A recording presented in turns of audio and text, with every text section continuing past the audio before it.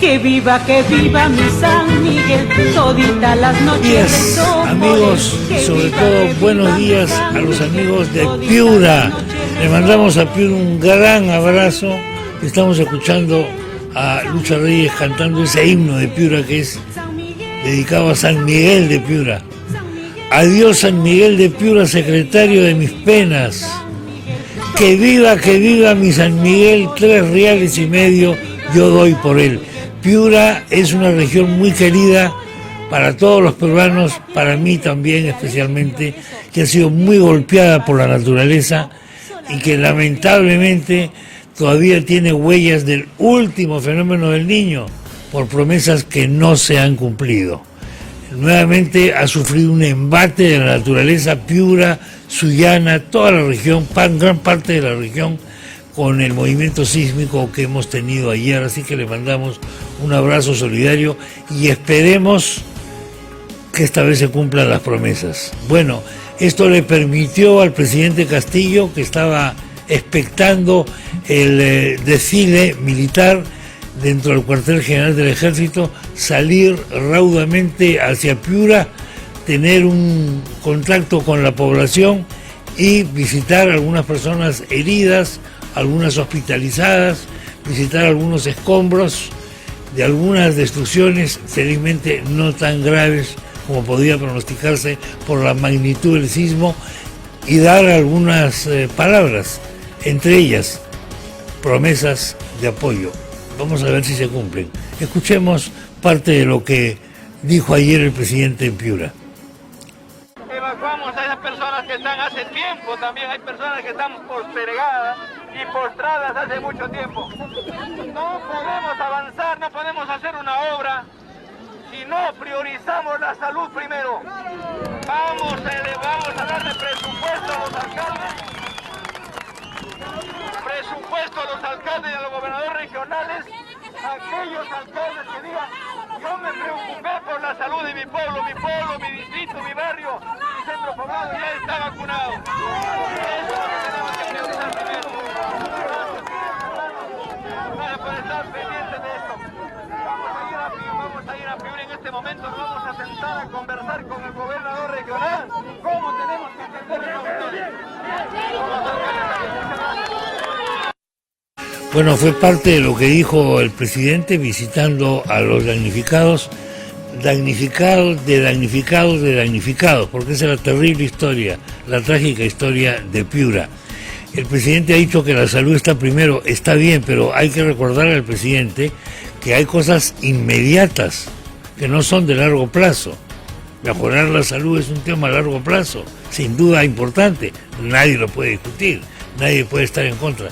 Pero por favor, hay cosas que hay que hacer en el acto, que se han debido hacer con el anterior fenómeno del Niño y que nadie sabe por qué no se han hecho. Por ejemplo, alojamiento para la gente, por ejemplo, servicios de agua. Hay mucha gente en Piura que no tiene todavía agua potable y esta situación se agrava más con el sismo. Así que esperemos que esto no quede en una nueva anécdota, ¿no?, de un nuevo presidente prometiendo cosas a una población que sufre y que le pide cosas, porque mientras escuchábamos al presidente Castillo había pobladores también que le estaban pidiendo ciertas cosas. Esperemos que le haga caso a estos pobladores, pero en fin, eso le permitió en todo caso a Castillo salir del desfile en el cuartel general del ejército y tomar contacto con la población y despejar un poco el cerebro del gaf que había significado y de la reacción que estaba significando el nombramiento del gabinete Bellido. El nombramiento del gabinete Bellido fue realmente patético, porque nos hicieron esperar 3 horas en el Gran Teatro Nacional. Nadie sabe por qué se eligió el Gran Teatro Nacional. Probablemente no hubo un mejor local, ya que al presidente Castillo se le ha ocurrido no atender en Palacio de Gobierno. No sabemos bien por qué. Vamos a discutirlo eso con el doctor Fernando Calle, experto en Derecho Constitucional, a ver si esto es solamente una cuestión estética o no. Y claro, se quedaron 2 ministros sin jurar. Por supuesto, uno de ellos lo captamos saliendo con rostro aparentemente contrariado de las inmediaciones del teatro, que era el ministro de Economía, Pedro Franque, y el de Justicia y Derechos Humanos, Aníbal Torres. Por supuesto que nos deberían explicar qué fue lo que pasó. Primero, por qué comenzó todo con 3 horas de atraso. Segundo, qué pasó con Pedro Franque y con el doctor Aníbal Torres. Ahora, como no hay transparencia, no se nos va a responder a esta inquietud, ¿no? Y la prensa tampoco estuvo dentro del teatro. Entonces se va a decir que son conversaciones privadas. Bueno, evidentemente se ha producido un tira y afloja. Después de ver las reacciones que el gabinete Bellido ha despertado en muchísima gente, incluso en aliados del gobierno, ayer yo vi la carátula de La República, oye, y la carátula de Express del Comercio eran realmente tremendas. La carátula de La República decía, no señor presidente, en grandes titulares. Y la del Comercio decía, indignación y vergüenza. Una cosa tremenda, tremenda. Entonces se ha hecho una especie de control de daños, y cómo se le habrá convencido a Pedro Franque de volver nuevamente al gabinete que aparentemente había enmendado. Vamos a escuchar brevemente cómo fue la jura de Franque y Aníbal Torres. Y estando lo acordado, se resuelve nombrar ministro de Estado en el despacho de Economía y Finanzas al señor Pedro Andrés Toribio Topiltzin Franque Valve. Regístrese, comuníquese y publíquese. Firman José Pedro Castillo Terrones, presidente de la República, Guido Bellido Ugarte, presidente del Consejo de Ministros. Señor Pedro Andrés Toribio Topiltzin Franque Valve, juráis por Dios y estos santos evangelios desempeñar leal y fielmente el cargo de ministro de Estado en el despacho de Economía y Finanzas que os confío. Por un avance sostenido hacia el buen vivir, con igualdad de oportunidades, sin distinción de género, identidad étnica o orientación sexual, por la democracia y la concertación nacional. Sí, juro. Si así lo hiciereis, que Dios os premie, y si no, Él y la patria os lo demanden.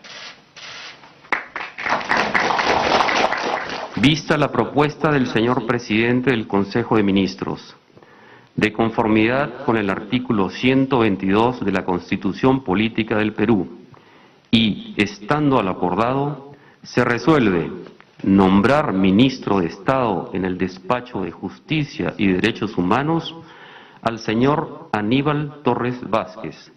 Regístrese, comuníquese y publíquese.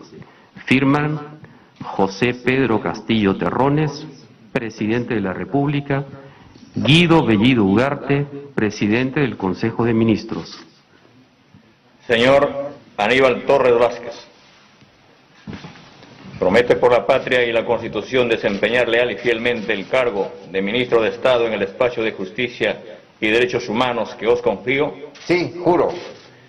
Si así lo hiciereis, que la patria os premie, y si no, os que lo demande.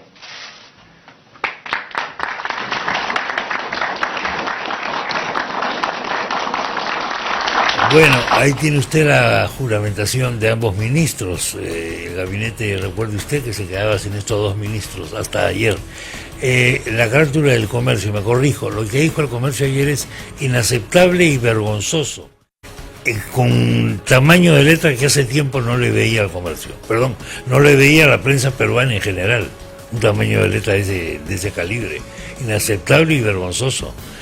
Y luego tenemos la República. No, señor presidente. No, señor presidente. Claro, alguna gente ha sido irónica, ¿no? ¿Qué pensaban en la República y en el Comercio? ¿Que ellos iban a hacer gabinete? No, pues, señores. ¿Por qué la gente se esmera en desconocer que Perú Libre es el partido al que pertenece el presidente Castillo? Es una cosa realmente incomprensible. Ahora, yo lo entiendo porque, lógicamente, es lo que quisiera mucha gente ver, ¿no? Quisiéramos ver un presidente diferente, unos ministros diferentes, un Bellido diferente. No es así. Bueno, ¿qué equilibrios ha tenido que hacer Pedro Franque para entrar al gabinete? ¿Qué ha pasado durante esas horas en que se demoraba la juramentación en el Gran Teatro Nacional? ¿Qué ha pasado en las horas siguientes para que Pedro Franque y el doctor Torres, pero principalmente Pedro Franque, haya aceptado? Esto quizás jamás nos lo van a contar, son conjeturas las que podemos hacer. Ha tenido que aceptar quizás porque el presidente Castillo, por las reacciones que ha despertado el gabinete Bellido, pero Pedro Franque ha tenido que explicarle a las bases de los partidos de izquierda moderada, vamos a llamarlo de alguna manera, que él en realidad no ha aceptado porque sí, sino que sigue defendiendo una serie de banderas, la equidad, la igualdad de género y cosas parecidas, y la sensatez económica. Judy, por favor, ¿cuáles son qué ideas ha lanzado Pedro Franque en sus tweets como para justificar lo que yo voy a decir, una justificación de su cargo? O un control de daños, ¿no? Acabas de reseñar. Control de Chema, daños, efectivamente. Para él Control mismo, de dicho daños. sea de paso. No voy a leer todos los tweets, porque justamente conversábamos previo al programa, que son muchos. Son muchos sí. tweets, y dice muy poco, en realidad. Pedro Franque tuiteó a las 9:27 de la mañana, con el compromiso de aplicar el plan bicentenario, así como lo expresado por el presidente Castillo en su mensaje de 28 de julio, asumo la cartera de Economía y Finanzas. Trabajaremos por un rumbo económico que asegure progreso con justicia para todos. Salto al cuarto tuit. Sí. Lucharé por la igualdad de oportunidades sin discriminación de género, identidad étnica u orientación sexual. Combatiré la homofobia y apoyaré una lucha firme contra el senderismo asesino, en línea con el compromiso público hecho por nuestro primer ministro. Pedro Franque le está dando, digamos, el nivel de garantía a un comunicado de la PCM, donde luego de todo lo conocido de Guido Bellido, las investigaciones abiertas por apología, las entrevistas que dio, no solamente en este, sino en otros programas locales en Cusco, sobre Edith Lagos y sobre su opinión del terrorismo. Y termina Pedro Franque diciendo lo siguiente: el Perú se encuentra en un momento histórico, actuaremos con responsabilidad y en el marco de la democracia. Agradezco al presidente Castillo y al primer ministro Guido Bellido por la confianza depositada en mi persona. Trabajaremos codo a codo con todo el gabinete. En resumen, Chema. Sí, esto es parte de lo que ha dicho Pedro Franque. Yo entiendo que han sido largos sus tweets porque ha tenido que justificar de alguna manera la razón por la que, después de haberse retirado, aunque no le hemos visto bien la cara, esa es la verdad, del Gran Teatro Nacional, vuelve de alguna manera al ruedo como ministro de Economía. La pregunta que se hará todo el mundo, lógicamente, es: ¿será suficiente esto para que el dólar no pase la barrera de los 4 soles? ¿Será suficiente esto para que la calificación de riesgo del Perú no vaya donde está yendo irremediablemente? El tiempo lo dirá. ¿Será suficiente esto para que el Partido Morado no haya sido el primero en decir voto de censura al gabinete ya? Y fíjese cómo son las cosas. Por un lado se está pidiendo eso, pero por otro lado hay columnistas de opinión de prensa que están hablando ya de vacancia presidencial como la única posibilidad de enmendar esta situación. Es decir, que no sería suficiente para ellos este control de daños, sino que hay que descabezar al gobierno peruano.